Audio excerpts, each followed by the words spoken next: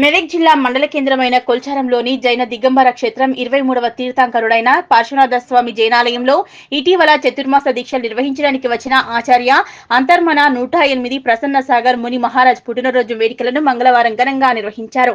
తన పుట్టినరోజు సందర్భంగా ప్రసన్న సాగర్ ముని మహారాజ్ ఆలయ ప్రాంగణంలోని గోశాలను సందర్శించి ఆవులకు ఆహార పదార్థాలు తినిపించారు. ఆయన పుట్టినరోజు సందర్భంగా వచ్చిన భక్తులను ఆశీర్వదించారు. భక్తులు మేళతాళాలతో ఆటపాటలతో స్వామివారి పుట్టినరోజు వేడుకలను ఘనంగా నిర్వహించారు. ఈ కార్యక్రమంలో భక్తులు అధిక సంఖ్యలో పాల్గొన్నారు.